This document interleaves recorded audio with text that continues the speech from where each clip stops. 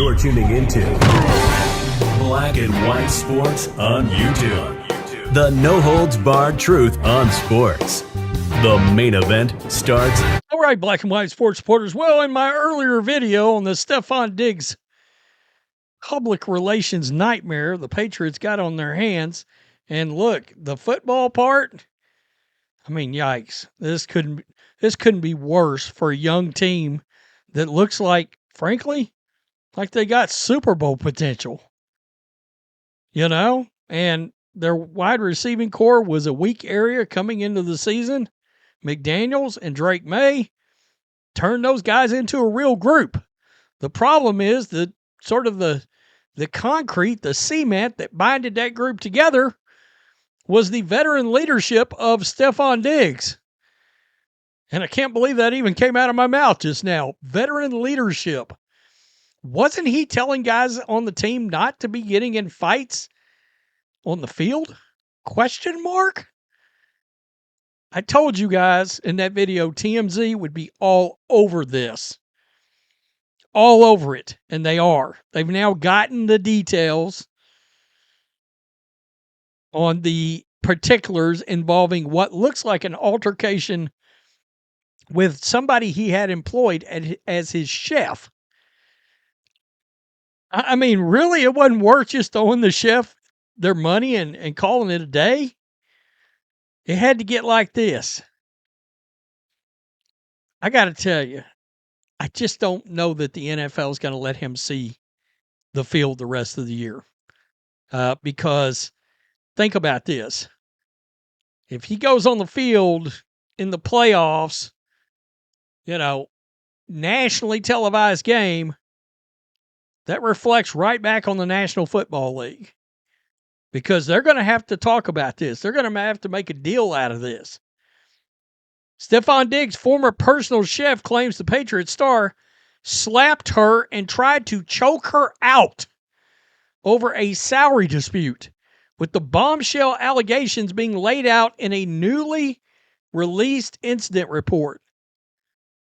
According to the narrative, the female employee first went to the police on December 16 and stated she was working as a private chef on December the 2nd when DIGGS entered her unlocked bedroom to discuss the ongoing text exchange between the two over money she believed was owed.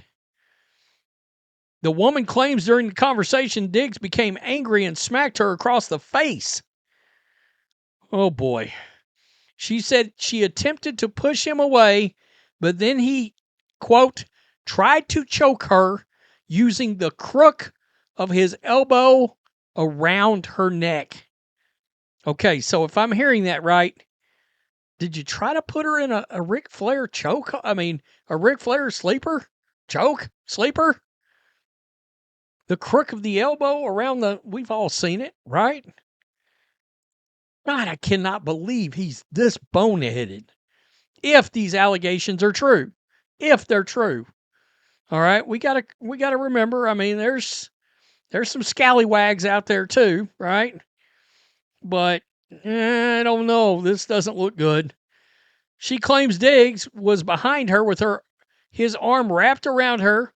She felt like she had trouble breathing and, quote, could have blacked out. When she tried to pry herself away, she claims DIGGS tightened his grip. The woman claims DIGGS then threw her onto the bed and said something along the lines of, quote, thought so. Well, not only that, but let me just scroll back up here. Entered her unlocked bedroom. So I guess she was staying on the premises as a chef. Okay, makes sense. And he decided to just walk into her bedroom and start in on this? Oh, man. The woman told the cops she continued to explain to DIGGS she hadn't been paid. But DIGGS said, quote, lies, and walked out of the room. When asked about the documented injuries she may have sustained, the woman claimed she had redness on her upper chest area, but did not take pictures. Okay. And did she report this to the cops too late to get pictures? There is questions that's got to be answered here, folks. According to the report, the woman claimed she was hesitant to come forward due to Diggs' status as a member of the Patriots. The woman told the cops she started working for Diggs in July, and she was supposed to work for him throughout the 2025 season. She claimed she was supposed to be paid weekly, but then it switched to monthly instead, and she had not received a month's pay at the time of the incident. According to the report, the woman stated Diggs did not want to pay her for a week of work in November because her services were not needed. She said she disputed that, stating she did not request the break. Therefore, she would still receive her salary, or should still receive her salary. After the alleged incident on December 2nd, the woman said she no longer worked for Diggs, and then later she returned to his home to collect her belongings. Days later, he texted her to handle the dispute with his assistant. The woman claims the assistant then agreed to pay her as long as she would sign a non-disclosure agreement, which she did not. So in other words, okay, and that's not going to be a good look for him. Yeah, we'll pay you, but sign this NDA so you can't come back on me for allegedly slapping, hitting you, choking you, sleeper hold, WWE style. Oh, man, that ain't good. That makes him look guilty. On December 20, the cop spoke with the woman again, who stated she received a voicemail and text from a woman she believed to be Diggs' girlfriend, telling her to not make a big deal out of the situation, leading her to believe the receiver was aware she contacted the police. The report does not state whether the woman was Cardi B. Oh, hell. The plot thickens. The report states the cops tried to contact Diggs directly on the matter, but were unsuccessful. On December 23rd, the cops say they received an email from a woman expressing interest in moving forward with charges. Attorney David Meyer released a statement on the Diggs allegations saying they are, quote, unsubstantiated, uncorroborated, and were never investigated because they did not occur. The timing and motivation for making the allegations is crystal clear. They're direct result of an employee-employer financial dispute that was not resolved to the employee's satisfaction. STEFON looks forward to establishing the truth in court.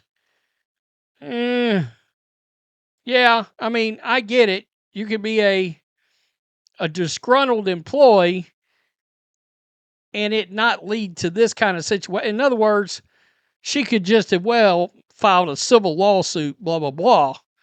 According to this, he instigated by entering the bedroom. All right, it doesn't sound like she instigated any kind of an actual confrontation with him, that he instigated it. Now, whether or not, again, that's accurate, who the hell knows? You can bet one thing, Roger Goodell's all over this shit. Wow. Right here. Last weekend of the season, I said earlier, your young quarterback trying to win the MVP. Stefon Diggs might have been the comeback player of the year. Not now. Wow. I don't know how this is going to go down. I said, you could see that's what the commissioner's exempt list is for, is to move somebody out of the way if something has not been addressed, and this will not. Now, ideally, a suspension, they want it to go through the criminal process. Okay? And they won't hand out a suspension. Now, the NFL could also approach Stefon Diggs and voluntarily be like, we'll give you 12 games. And he'll be like, nah. And then they can negotiate down to 6, like with Rashee Rice, and he could voluntarily agree to a suspension. The problem is none of that's going to help with the Patriots. And now, at his age, who's signing him next year? Because he's on a 1-year deal. This may have ruined his NFL career. Like, this may be a wrap at his age. And frankly, I thought, man, he might have like 2 more seasons left after this. Stacking up records. If he could have got a ring, If he could have scored a ring out of all this somehow, some way, played another 2 years, he's got real numbers. This could have been, the implications. There's a world where this could actually cost him the Hall of Fame if he was to have gotten a ring out of all this. Got a ring, threw up another, let's say, 2,000 yards over the next 3 years. The rest of the statistics, it might have taken him 8 years to get in, but you get my point. Wow.